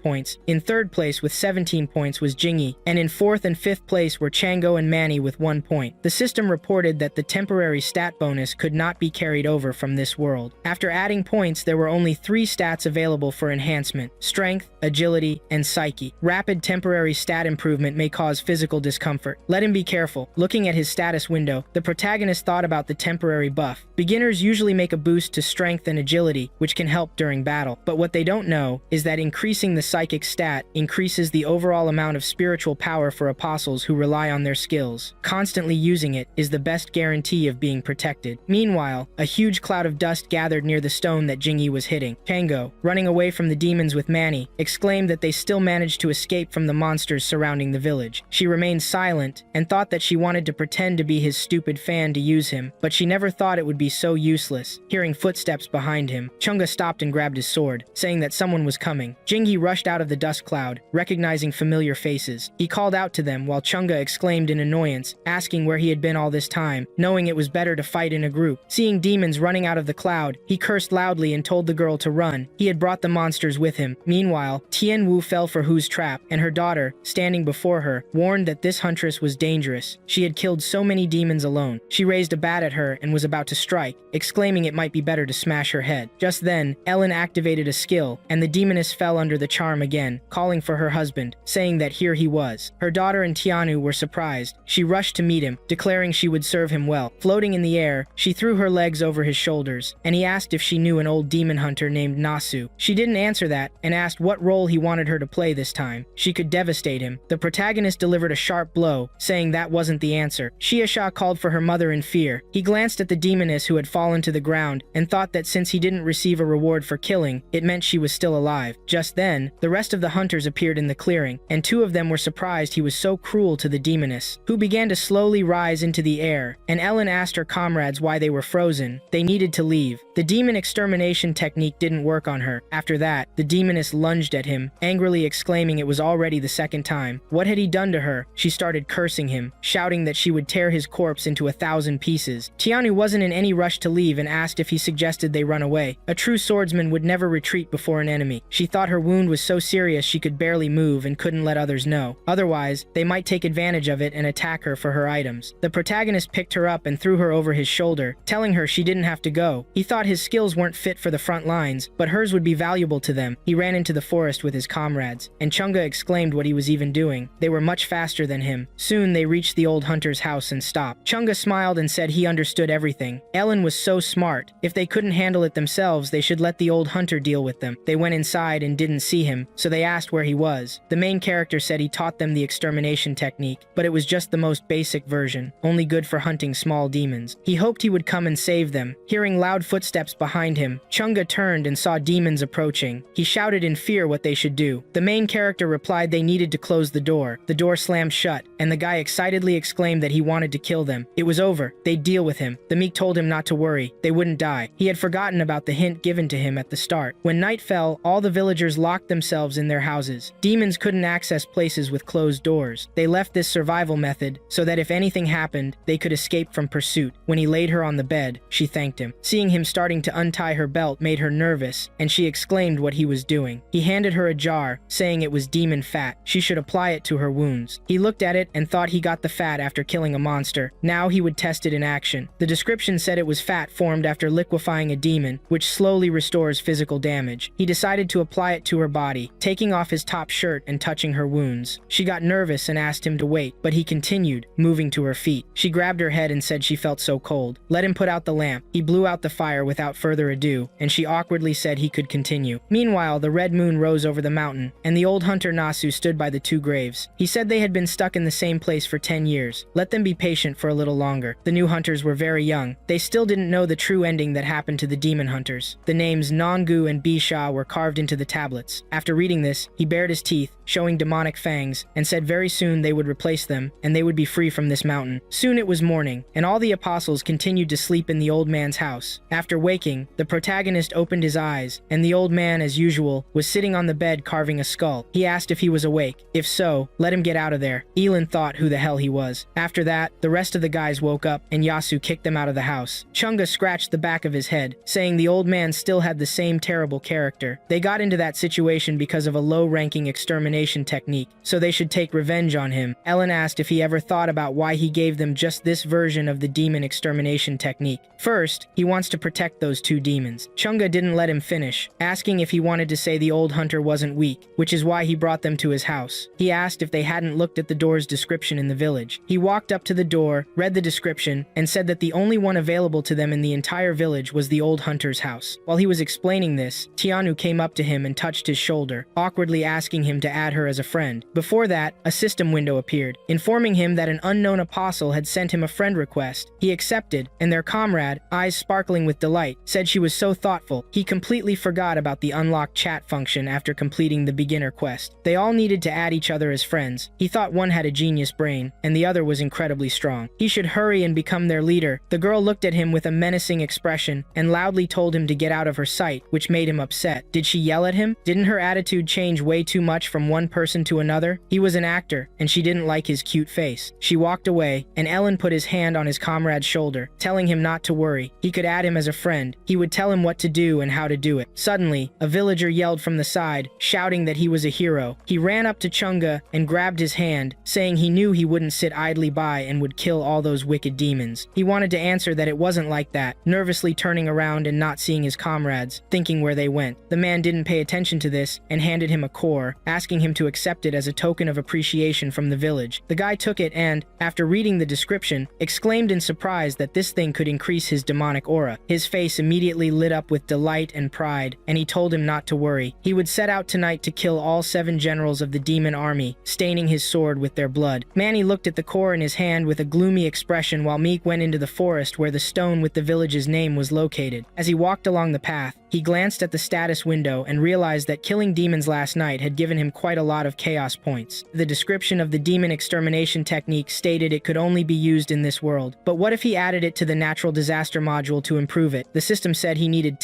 0 chaos points to enhance the demon extermination technique. Due to the skill's characteristics, he had to leave this world before editing it. He was glad that it was really possible to improve it and take it out of this world. Suddenly, he heard Jing's voice, saying they had met again. He turned around and saw the guy talking to the rock, insisting that he would definitely be able to kill it today. He wondered what the heck he was doing there. Taking a closer look, he saw a stream of black energy gushing out of a crack, and was surprised to think that after adding a few temporary stat points to his psyche, his understanding had sharpened. He walked up to his comrade and placed a hand on his shoulder, telling him to leave it to him. Jingy stepped aside, while Yi Lin thought they were wrong to ignore his madness. After all, only he had received the secret teaching. The world in his eyes might not be the same as theirs. Two more apostles appeared on the path. Noticing the two guys by the rock, Chang'e called out to them, saying he had used the chat function and even sent a message, but he still hadn't responded. They needed to take advantage of the day when demons weren't coming out and head to the edge of the misty forest to defeat the monsters there and accumulate demonic aura points. Many agreed with him, calling him smart and handsome, but they ignored him. Ellen, swinging a knife, told Jin that thanks to him and his blows, cracks had already appeared on the stone. His comrade supported him, smiling and saying whoever sheds blood with him forms a brotherly alliance. Seeing them hitting the stone, Chang'e fell into a stupor. A girl hugged him by the shoulder and said there was another man, mentioning they should leave quickly. After that, the protagonist broke the stone with one blow, and a red jade jumped out. The system congratulated him on discovering a side mission, the plan of the legendary demon hunter. He needed to find the remaining bloody jade and reveal New's plan. As a reward, he could get the demon eater skill. Ellen was interested in this and approached his comrade, telling him to follow him to a great place. When asked where they were going, he replied they were heading to the mountain. They set off, and Elle thought that the old hunter hadn't been in the village last night, so he would check this area again. The only place he could go at night was the mountain's top, and since the blood jade was related to his plot, he would have to climb up to get all the answers. Along the way, they encountered several demons, and after dealing with them, Ellen thought his guess was correct. In just one night, the demon soldier's rank had risen from D to C, making them more agile. The longer they delayed, the worse the situation would become for them. The system announced that for killing the demon, he had received 3 demonic aura points, 46 chaos points, and 1 bottle of fat. Meanwhile, his comrade was scaring the demons with strange things. Meek watched him, thinking that to get to the mountain's top, they first needed to get through the misty forest. If he happened to bump into those 2 demons, he wouldn't be able to do anything. Only that idiot with the secret teachings of demon extermination could handle them. He checked the rankings. Tiano was still in first place, Manny was in second, he was in third, Jingy was in fourth, and Chang'e was last. He thought everyone seemed to be working hard to kill all the demons in the forest. Even Chang'e had begun to gather strength, but something confused him, and he sensed something was off, though he wasn't quite sure what yet. He abruptly ran towards the forest and told Jingy to follow him, while he picked at the monster's mouth with a knife, saying it had too many cavities. After a while, they reached the very top, where a loris flower grew in a clearing. According to legend, this flower only grows on the border between yin and yang and blooms and withers every millennium. Looking around, Yi Lin asked if this flower was the source of the so-called curse. Suddenly, very close to him, he saw Molly, who had a hole in her chest, reaching out to him, begging for help. She didn't want to die. He was shocked, and then he heard another girl's voice calling his name. Recognizing the voice, he turned around, exclaiming that it was her. Bloody tears flowed from the girl's eyes as she grabbed her head, asking if he really forgot their promise. She had been waiting for him so much. Why hadn't he come to save her? He became very nervous and closed his eyes, thinking they couldn't be here. In the past, he hadn't been able to protect them, but this time he wouldn't let anyone harm them. This world is connected with ghosts, so he was sure something would affect the mental state here. He spent all his time points on his psyche, and now it was at 8. Such illusions were not enough to make his heart tremble. The illusions evaporated, and noticing 2 gravestones, he asked if this was their influence. He suddenly remembered his new friend, and thought that while his psyche was at a high level, Jess's was low. He turned around and saw that his friend was perfectly fine. He thought this was expected of a psycho. What should he be afraid of in terms of mental influence? Suddenly, the apostle's face became serious, and he asked if he was here again. Nasu, who was standing behind them, said it wasn't bad. He had been able to notice him while he was hiding his breath. What was more surprising was that they had found this place. It seemed he would have to kill them ahead of time, but it turned out that Jingy wasn't talking to him but to the stone in front of him. He threateningly said that this time he wouldn't escape. The old man was confused, and Ellen told his friend he would leave them to him and would deal with Nasu himself. He thought that Panji was unshakable, and the other 2 pieces of bloody jade should be inside these graves. Turning to the old hunter, he took out a knife and said that the village chief's son mentioned 3 demon hunters had come here, and that 2 of them had been killed. He must have been the one who made the graves for them. Were these the same mother mother and daughter couple? The old man lunged at him, waving the leg that held the knife, claiming they were his daughter and granddaughter, once top-notch demon hunters. Yi Lin used a skill, followed the shadow, and suddenly vanished. Yasu immediately spotted him and attacked, shouting that no one could escape from here. Everyone here was dead. They both distanced themselves, and the protagonist thought, as expected of a legendary hunter, he instantly noticed how he used the skill. He questioned how Yasu could still be alive if everyone was dead. Yasu's face bulged with veins, his teeth sharpening as he began transforming. He asked how Ellen knew he was alive, admitting he was smart but had made a mistake deciding to fight him alone. His family hadn't been killed by demons 10 years ago. There weren't as many demons on the mountain back then. After they exterminated the monsters, the demonic aura began to corrode them, turning them into demons. If he hadn't cut off his hands in time, he would have turned into a full-fledged monster too. The only way to free them was to create new, more powerful creatures to replace them and maintain the curse. Fully transformed into a demon, he roared and charged, declaring it was time to begin. As he rapidly approached, the MC thought he didn't have time to dodge. Suddenly, the ground beneath the demon's feet collapsed, and he fell into a pit. Looking at the apostle, he cursed, exclaiming that today's youth showed no respect for martial arts. Holes started appearing all over the flower meadow. The MC, seeing his friend, asked why he dug so many holes. He approached the two dug-up graves, and Jingy said everything was gone. Everything he had smelled before was gone, with only a residual scent left. He couldn't find it. Ellen thought the graves were empty, indicating no blood jades were there, so he began digging. Meanwhile, a demon jumped out of the hole, asking if they wanted to take the blood jade from the graves. The jades were made from his daughter's blood essence. The stones were crucial not only for maintaining the curse, but also for keeping her alive. He charged to attack, while shouting that he had done two things for them last night. First, he had left the door unlocked to keep a powerful demon from appearing among them. Otherwise, they would have all died. Second, he hid the blood jades in another place. He had calculated everything. Jingy rushed to protect his comrade, grabbing his leg and telling him not to touch him. He was his brother with whom he had made a blood pact. The old hunter grew angry and cut off his arm, exclaiming why they were in such a hurry to die. If he wanted to touch him, let him. He could try to stop him and bite him. Chin, holding his wound, suddenly opened his mouth, showed his fangs, then jumped up and sank his teeth into Yasu's neck, causing him to exclaim in shock, "Did he really bite me?" He pushed him away with his shoulder, saying a human biting a demon had he gone completely crazy? Yi Lin,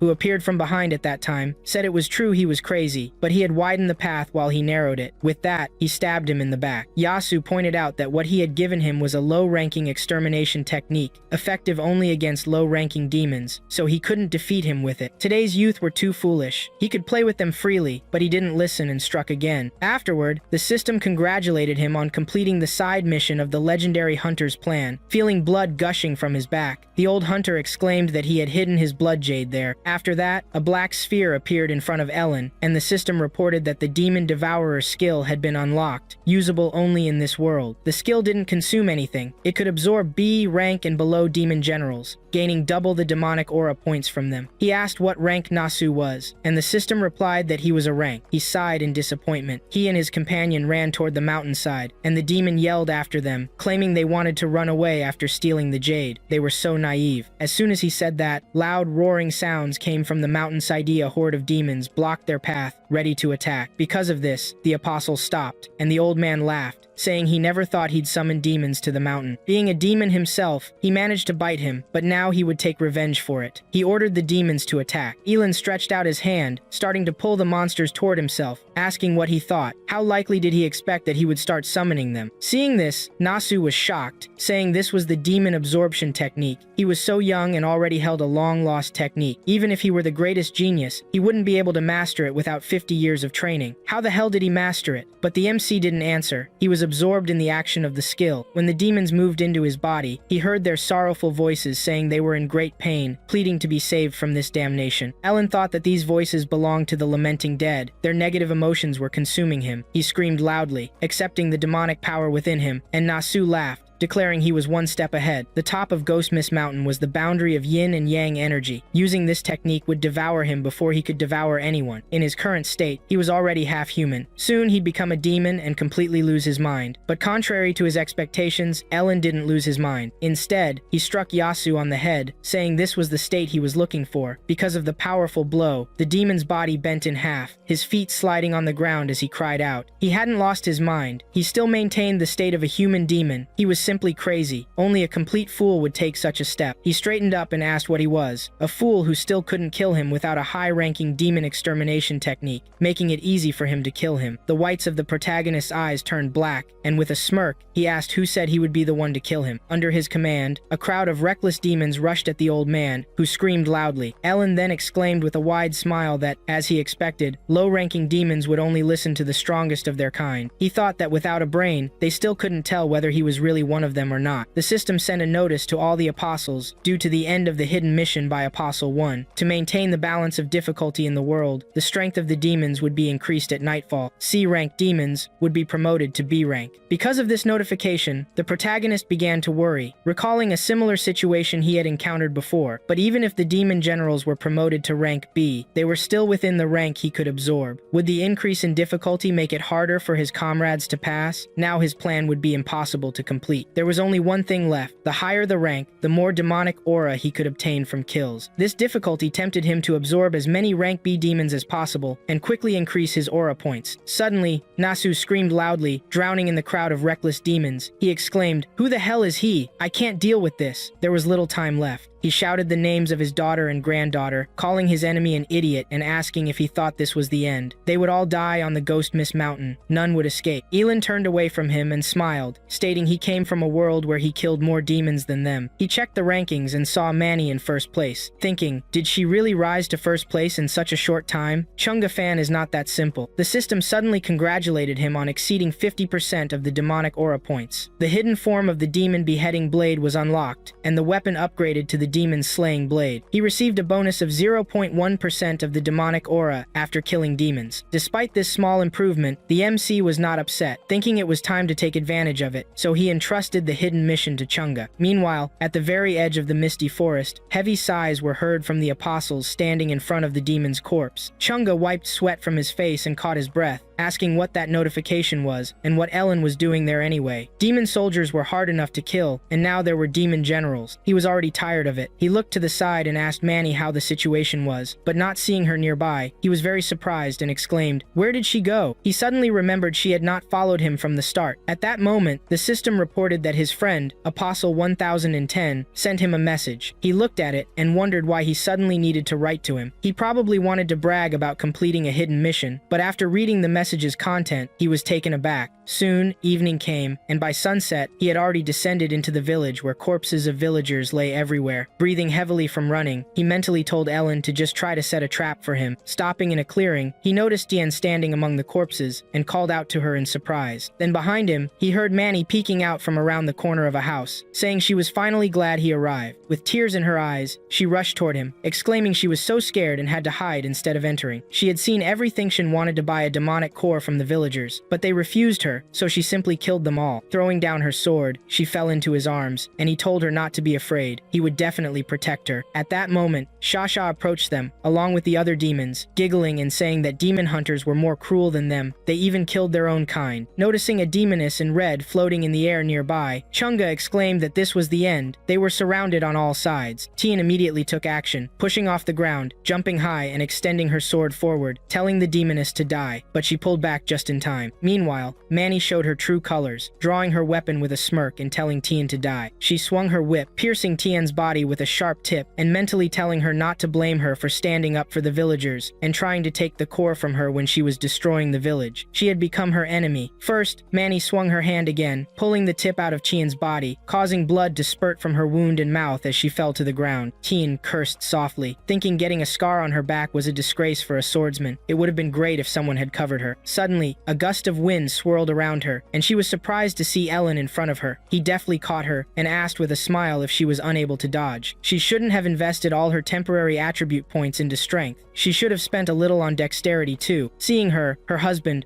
Ongu, called out to him with displeasure, exclaiming that he humiliated her last night, so now he'd repay her double. He didn't take her threats seriously and asked if they could continue tonight. She became very angry, and her daughter rushed to him, exclaiming they had met again. She was so happy, urging him to come here quickly so their children could globue him to death. She rapidly approached him, along with a crowd of demons, and Tien warned him about it. He appeared confident and said they should be more careful. He had brought his friends with him as he came down the mountain. The little demoness nimbly jumped on his back, about to bite, but suddenly felt teeth on her neck. Chingy, who grabbed her and bit her, greeted her. After that, a crowd of growling demons emerged from the forest, which they had met at the top of the mountain. The two groups of demons clashed in a fight, beginning to growl. Honggu asked in surprise how a person could control a horde of demons. He clearly wasn't a hunter. Who the heck was he? Emsai asked if he wasn't her husband. She became very angry, baring her teeth and saying he was looking for death. She pointed her sharp hair at him, but he didn't move and turned to the others, asking why they were just standing there. They should take advantage of the moment while she was distracted and kill as many monsters as possible to fill up the demonic aura rating. Chunga asked in confusion why he said that. He replied, "Haven't you figured it out yet? Of all the demons here, the only one we cannot kill is that demoness in red. She should be the leader." He looked at her confidently and said when his points reached 50%, the blade would be pumped up, and this improvement was necessary to be able to kill the demon leader. Hongshu's hair whirled around him at high speed, stating his blade may have strengthened, but he only pumped up the psyche characteristic, so he didn't have enough strength to kill the leader. This was a team mission, so the passage depended on all of them. The demon's hair completely covered him, and Changa, very afraid for him, extended his hand toward him. Not realizing the monsters were now targeting them, he cursed loudly, saying Ellen had lost control of the demon generals who were now fighting among themselves, so they immediately switched to him. His fan grabbed his hand tighter and said she was scared. She smirked, thinking she had spent all her temporary stats on agility, and that her blade had even been upgraded to a demon-slaying blade. The only thing she needed now was to find cannon fodder to distract all the enemies, so she could focus on battling the demon leader. At that moment, Chang walked away from her, picked up his sword from the ground, and said their first meeting might have happened in this world. But in reality, all he ever did in his life was act on stage, and he had never met a fan cuter than her. He threw the sword into her hands, casting a confident glance at her with a charming smile, declaring that as an idol, he would do everything to protect his devoted fan. After these words, he rushed towards the demons and entered the battle. She excitedly called out to him, then smirked, and thought he was an idiot. He still thought she was his fan. She just gained his trust by playing a role, and he fell for it. Which of them is the actor here? Let him go to the next world with a calm soul, having become her cannon fodder. They will all die, and she will single-handedly finish off the leader of the demons and top the ratings. She walked toward the demoness, looking at her blade and said it was her turn. Meanwhile, MC, along with Chanwu, found himself in a cocoon and said it seemed she had become quite angry with him. Seeing the poisonous streak on the walls of the cocoon, he commented that she wouldn't kill them directly, so she wrapped her hair and released the demonic poison. Did she want to torture him so much that he would rot and understand how great her hatred was for him? Tanu grabbed his clothes and asked why he dragged her into this deadly trap. Her blade was also improved, and all the temporary characteristics were pumped into strength. She could kill the leader of the demons. His next action greatly surprised her. He grabbed her by the hips and lifted her, asking if she didn't hear the system notification. Besides, she was injured. She asked if he really lied to her. Then what did he want to do now? He replied he wanted to prevent her from being exposed to the poison. The girl's face turned a little red, and she asked in confusion, "But what about you?" He took the form of a demon and told her not to worry about it. This poison had no effect on him. Thanks to the old hunter, he was able to change his form. Seeing the horn that suddenly grew on his head, she almost screamed in fear, saying it was when Manny killed those villagers. She wanted them to give her all the demonic orbs, but they didn't agree, so she did it. He asked why she didn't tell Change about this. In response, she asked why she had to explain anything to him. She didn't think it was necessary. Because of her answer, he chuckled and asked why she started explaining herself to him. She found no words to answer and blushed even more, after which he let go of her for a moment and turned his back to her. She became flustered and asked why he changed his position again. He replied that he was afraid she would get scared if she looked at him now. Meanwhile, Manny was still in first place in the rankings with 954 demonic aura points. Quickly dodging Hung Shu's hair, slamming into the ground at high speed, she became nervous, thinking this was to be expected from the leader of the demons. Her agility stat had been raised to 10, but she still couldn't hit it. She didn't know why, but after that, she couldn't invest any more temporary stat points. Meanwhile, Cha continued to fight the demons. One of them hit him in the face, and he pierced his body with his sword, cursing loudly and exclaiming that he actually made money with his handsome face. Unable to hold back so many enemies, he was thrown to the ground and started getting beaten, exclaiming that it hurt so much. He was wrong. Why did they keep hitting him only in the face? Meanwhile, Jin miraculously miraculously grew a second arm and grabbed Xiao Xiao's hair with it, laughing loudly and saying they were having a lot of fun. Unable to move, the little demoness called out to her mother for help, saying the hunter was crazy. Hearing her loud scream, Hung turned around worriedly and called out to her, and Manny decided to take advantage of this and threw a hidden blade toward her, wrapping a rope around her body, holding her in place, and asking where she was going. Getting closer, she pierced her body with a sword, thinking that by killing the demon leader, she could rise to the top of the rankings. But her attack did not harm the demoness in any way. Like breaking the rope, she screamed she would die for all the pain caused to her. Her ranking points increased to 963 out of 1-0. Unable to reflect Hu's attack, she received a blow and increased the distance, exclaiming why she still didn't die. After all, her blade had been improved. According to him, she should be able to kill the demon leader. The protagonist, who had just emerged from the cocoon, asked if she was talking about him. He landed on the ground with Qian Wu and Manny, whose points had already increased to 984, jumped back and exclaimed in rage that he had deceived her. After that, she rushed towards them, thinking that now the demoness's hatred was entirely directed at her. She needed to somehow make her change her target. Getting closer to Yi Lin, she said he needed to be watched constantly. Even having spent all the temporary characteristics on agility, she could not get her. It would be better for them to retreat now. Tanu lunged forward, asking if she was going to shift all the responsibility. She felt sick from her. The girl easily dodged her attack and laughed, saying she couldn't keep up with her speed. The unkillable leader of the demons was already rushing toward them. Mech thanked her for this and took out the completed blood jade from which energy flows began to emanate. Manny's points continued to increase, and the protagonist, breaking the jade, said they couldn't be killed because their weaknesses were outside their bodies. Feeling the demonic power retreat and their bodies disappear, the little demoness cried loudly, saying she was finally saved her mother. Meanwhile, slowly descended to Yi Lin, and the system congratulated him on successfully freeing the souls from the curse. Nangu and Bia's favor was gained. Charisma increased by 0.2. Honggu burst into tears, calling him her husband again, and thanked him before disappearing. The MC was dissatisfied with such a reward, and exclaimed why he needed this. What benefit did the blessing of the demonist and R give him? Manny looked at him in surprise and said that he had a way to defeat the demon leader. All this time, she remembered the stone stele at the entrance to the village, and thought that the demon's weakness was hidden in it. Now it was clear what he was doing there with that psycho. MC asked who told her she was the demon leader, and if she'd again shift all responsibility onto him. The girl was confused and realized he was right. She did not hear the message about the completion of the mission. She had been deceived again. Her ranking points were almost at their limit, so she decided to change her strategy. She sat in a seductive manner and said that he was so smart and girls liked guys like him. So could he tell her where the real demon leader was? She currently had the highest stats of everyone present. They should team up and finish him off to take the top spot in the rankings. She lifted her skirt slightly and smiled, saying that if he told her she'd thank him properly, she would do whatever he wanted. Teen said she was into all sorts of LWD poses, but he definitely would not fall for that. But unexpectedly, Ellen smiled and asked if she could do something for him since she was talking like that. Kiano exclaimed she was wrong about him, and Manny agreed, saying she'd do anything. She thought men always fell for that. As soon as he told her the location of the demon leader, she'd finish him off immediately. The protagonist approached her with a stern look and said that if it wasn't too much trouble, then let her turn into the demon leader. She was very surprised and asked in confusion what he meant. The moment her demonic aura points reached the maximum, a bloody moon appeared from behind the clouds. A bright beam of light hit the girl, and she exclaimed what was happening. Why did her body stop moving? What was this red light? He asked what she thought the purpose of the aura rating limit was. The one who kills demons eventually becomes one himself. As soon as the amount of aura crossed the available limit, a person turns into the demon leader. Her body began to change, and she exclaimed that this was impossible. Even if he was telling the truth, her points should be within 800. She tried to open the rating, but she failed, and he said that the interface was only available to apostles now. She becomes the boss of this world. When they appeared, the plot hint had one sentence. They carried blades that could kill demons, bringing a faint light to the phantom mist mountain. Simply put, each hunter has their own blade for killing demons. Whoever kills with this blade gets the points. Manny looked down at her sword and asked if this wasn't her weapon. She remembered Changa throwing her a sword and wondered if he exchanged weapons with her to frame her. The veins in her body bulged. Her limbs began to grow. Her face lost its feminine features, and she cursed loudly, cursing Chunga. After that, she completely transformed into a huge demon and became the boss of this dungeon. She screamed that Lechunga was a scoundrel, a deceiver, an impudent person. Among the field of corpses, he lay tiredly and said life is like a play. Everything depends on the acting skills. When Manny's acting is not bad, but Ellen had warned him long ago through the chat function. She had planned everything carefully. He pitifully asked for pity on his handsome face. He is the exactly Chunga who dealt with so many demons alone. When Manny covered her face with her hands and began to spread a creepy demonic aura, she screamed, then said no. She is an apostle. She is an apostle. She does not want to become a boss. She does not want to be tied to the ghost fog mountain for the rest of her life. Her hand became huge and creepy when Manny waved it and angrily repeated that she would kill. Leonga said he remembered an important problem. The demon leader has appeared, but what if they can handle him? Ellen confidently asked if he had already forgotten. Killing demons accumulates demonic aura points, and increasing them can get temporary points to characteristics. Lechanga ran towards the crowd of demons and shouted, "Okay, it's time to destroy the rank-and-file demons. Let them come." The heavens couldn't hold him back. After all, the path of the sword is as eternal as the long night. Suddenly, the demons began to twist their necks, strangle themselves, and scream loudly in pain, coughing up blood. This is a mass farewell to life. Shocked, Lechanga did not understand what was happening, and behind the demons, a wall of dark energy appeared. All this was reaching out to Ellen in demon form. He was enveloped in terrible and bloody streams. He said they would not have time to kill. One by one, it was slow. He took control of them, so they made a mass farewell to life. With the help of the demon eater, he would absorb their demonic aura. Minaga said anxiously to stop killing the leader of the demons. He must have similar strength to him. Does he really want to become the leader of the demons? Leonga cried, asking Brother Ellen not to do this. He was such a great man, even willing to sacrifice himself for them. When Manny slammed the ground hard, sending rocks and dirt flying up, she screamed and laughed loudly. Yi Lin was a fool. He tricked her into becoming a demon leader in order to deal with her. Now he himself would have to become a demon leader. The huge streams of dark magic emerged from the ground, destroying houses. She asked if it wasn't better to absorb her demonic aura than theirs. From the mountainside, from all the demons that had died, streams of aura rose up and accumulated at when Manny. She became a huge monster, slammed the ground and screamed, "This is not enough, not enough, not enough. I must absorb even more." She screamed for them to die. They must all DNO1 would leave. They would all stay there with her. Munaga and Lechanga ran, dodging the streams of demonic energy that wanted to kill them. Lechanga shouted at Brother Ellen to start acting if he could. They couldn't hold out any longer. Trees and rocks flew up in the air around them. The protagonist said, "Why do they think he will become the leader of the demons? He just needed to collect enough time points to invest them in the psyche characteristic." Huge streams of aura accumulated above when Manny, creating lightning and terrifying matter. She asked in surprise as from the matter, Ellen appeared in human form. He said those born human have limits in the three main characteristics: strength, agility, and psyche. This is also called shackles. She encountered the limit of human shackles when she began to invest everything in one characteristic and reached 10 points. Only by breaking the shackles can they overcome the threshold of human strength, reach a new level, and become exceptional. Ellen currently has 5.9 psyche points, plus an additional N. He thought in his previous life, he had already broken through the shackles. For this, it was like a walk in the park. As long as the points were above the stat limit, right now he could barely feel the existence of the shackles. In an instant, he had broken through the psyche limit and mastered the psionic power. A huge demon was running towards him, and Ellen shouted that it was time to move forward. He jumped high into the air as dark tentacles shot out from Manny's back, trying to attack. She viciously told him to stop acting cool. He claimed he had broken through the shackles, thinking she wouldn't be able to stop him. Still, he was trying to deceive her, and she warned that she'd kill him. Her tentacles quickly smashed many rocks. She asked if that was all he had, and Manny laughed, saying he should have stopped acting so cool. He was just a bragger. He could show off all his skills and try to drive her crazy. He could even come closer. Suddenly, she asked what was happening, why the ground was shaking. On the ghostly Mist Mountain, a huge skull statue rose up, making everything shake. Yi Lin said he never thought he'd hear such a request. Now he was inside a massive explosion, dust and stones flying up as the wind picked up. He said he'd try to satisfy her with this big stone and asked her to endure it. When Manny looked at the stone skull, he asked, "Wait, what is this? Which one of them is the boss?" No, his behavior couldn't be called human. He was a cheater. A giant stone fell on her, and she tried to hold it back. The stone began to glow as Manny screamed, "This is impossible!" The protagonist took out a sword, energy spiraling around it, and announced the first move time to finish this. He started attacking her with a magic attack, and a strong, large fire aura trailed behind him as Manny fell. Then a giant explosion consumed everything. Finally, a demon's head with a glowing tail flew out of the explosion. The system reported they congratulated Apostle 1 on killing the demon leader. He was given 650 chaos points, and the plot quest to kill the demon leader was complete. Ellen wearily held his head. His body trembling. He thought killing the demon leader only gave 650 points a temporary boost to his stats. Although it was easy to break through the shackles, right now his body couldn't handle the strain. He was flying down with stones when suddenly a demon mask approached and fixed itself to his face. He asked, "Is this equipment?" The system reported he had obtained the parasitic growing equipment Rage. Ellen quickly realized this was one of the rarest parasitic pieces of gear. The mask changed his face as he fell, and Lechanga and Mainega called out to him, rushing over. Mainega gently grabbed his face. The system calculated his passing grade. He received an SSS grade level up, and congratulations for being a rank 1 apostle who had reached the 8th floor of the Death Tower. His level was 8, and as a reward, all his stats increased by 1. According to the success of Apostle 1.1, the points distributed were as follows: Strength up by 0.4, Agility by 0.6, Psyche by 0.8, Will by 0.2, Luck by 0.3, and Charisma by 0.2. The evaluation bonus was 50%, and he received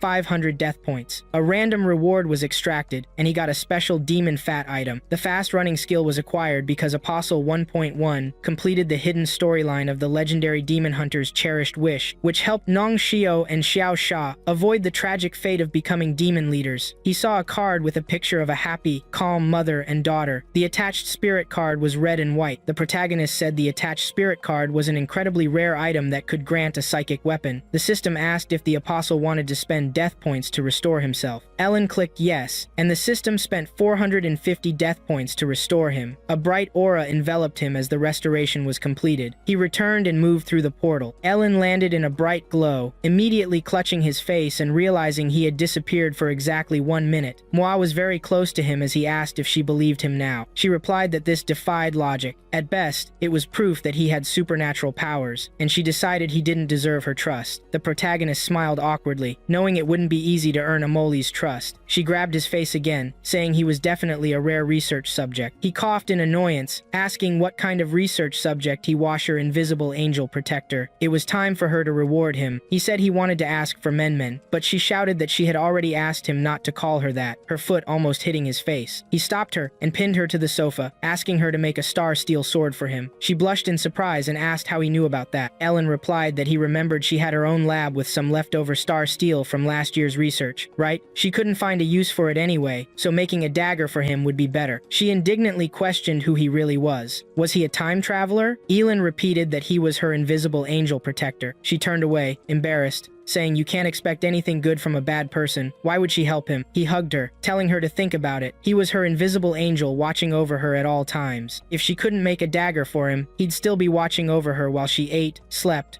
or showered. Wait, she didn't want him doing that, right? Amoli imagined herself in the shower and blushed, shouting that he was too vulgar. Ellen happily announced they had an agreement. She didn't have to worry. He'd pay her market price. Suddenly, he saw his door being broken down. He covered Amoli's mouth and told her to be quiet as the door crashed open. "A man," said the elder master. Said the young master hated being alone the most, and had heard Ellen was his good friend from school. The 16th guard of the Xia family, Shaoi, said the elder master invited Ellen to heaven to be the young master's companion. Ellen saw a silhouette on the bed and asked if he was sleeping. Why would he sleep? He would sleep much better dead. When he swung his arm to strike, he asked if it was a woman. No, intelligence indicated it should be a teenage boy. Something's off. Ellen attacked him from behind. He swung his dagger, trying to slice his neck, but sparks flew everywhere. Shiai turned his head, spotting Ellen. The protagonist realized, it's a cyborg. There's already cyborgs in this world. Using the shadow skill, his silhouette vanished. Shiai exclaimed it disappeared. He tried to use his eye to track him, only to announce the target was lost. He ordered to prohibit thermal induction mode. Yi Lin picked up Amoli and said Plan A, pretending to be asleep, failed, and the sneak attack also failed. They were moving to Plan B. Amoli asked what Plan B was. Yi Lin shouted that they had to run. A guard noticed them, declaring he found them just as they activated the laser sight. A huge, powerful beam emerged from his eye, and Amoli screamed, "This is bad, we can't dodge. What did he do to attract such a terrifying enemy?" Ellen jumped to the side as a beam struck the wall, destroying everything. Moy wondered if he had really dodged it. Ellen activated the D-rank fast-running skill, using spirit points. The effect increased her speed by 20%. With the running lord with her, she quickly ran away, mentioning someone had been killed. She better hold on tight because he was about to speed up. He dodged again as another powerful explosion echoed behind him. Shiai screamed, "Why? How could a person dodge his transformed life attack?" The protagonist put Amoli down on the ground, and she asked how he did it so fast. She thought, who is he? What he showcased wasn't something ordinary people could do. Yi Lin told her to run away, but she asked, what about you? Yi Lin approached her awkwardly and asked if she was worried about him. She retorted that he was just a stranger she'd just met. Why should she care if he lived or died? Yet, for some reason, he gave her a sense of familiarity and closeness. Despite barely knowing each other, he said it would be better this way. He didn't want her to suffer because of him again. She replied they didn't know each other that well. The protagonist declared that let this world be overwhelmed with suffering as he began to transform into a demon, telling her to run away as fast as she could without looking back. The system reported a disaster path. Fear. She was scared and started running away, screaming. He thought the random effect of fear was fitting. She was fast. The cyborg approached him with 2 swords from which lightning crackled. He said it was a touching scene with a hero saving a beauty. After his mecha transformation, he had transcended humanity, and to him, human emotions were hilariously ridiculous. None could escape him. He would hunt her down and kill her. Streams of demonic aura surrounded Yi Lin. He challenged the cyborg, asking if he wanted to kill her. Did he think becoming non-human made him strong? He wanted to know why Yi Lin stayed. His glowing eyes opened wide as he angrily screamed. He did this to kill him. He wouldn't spare those who posed a potential threat, not even Ashes. Shai tensed up, thinking how could a human make him feel fear? No, it was impossible. He transformed. He shouldn't have emotions. Yi Lin's aura grew darker and more powerful. He leveled up the Shadow Follower, leveled up the Demon Extermination technique, and leveled up the disaster. She thought, is he really a cyborg? Moreover, his transformation was at a higher level. He was a living machine that could improve on its own. A warrior silhouette appeared above the trees as the system reported the launch of the disaster module. An optimal user enhancement plan was on the table. The Shadow Follower could be upgraded from 1 star to 5 stars at the cost of 15, 0 chaos points. Did he confirm the upgrade? The Demon Extermination technique could be upgraded to Bloodthirsty Disaster for 10, 0 chaos points. Did he confirm? The Bloodthirsty Disaster could be upgraded from 1 star to 2 stars for 20, 0 chaos points. Did he confirm? The Feds of Disaster could be upgraded from 1 star to 3 stars for 6, 0 chaos points. Did he confirm? To all of them, Yi Lin answered yes, yes, yes. He was enveloped in bright streams of magic. Just like that, he spent the chaos points he had painstakingly saved. Now he was fully prepared, with 100% health, 640 spiritual power. She said nothing happened. Was that all? He laughed and asked how he would fight him. Was it all just a meaningless bluff? What a scoundrel. He made him stand there for so long for nothing. He jumped, attacking him, and Yi Lin was brave. If he wasted his time, when he killed him, he'd have a good time with that girl. The protagonist asked if he still didn't understand. The red and blue auras collided. His sword was stopped by Ellen's hand. Shall we? Asked how this was possible. The human body withstood his blow. Yi Lin said all these preparations weren't for fighting him. He wasn't worthy of it. All his confidence came from the fact that after the transformation, his body was covered in super strong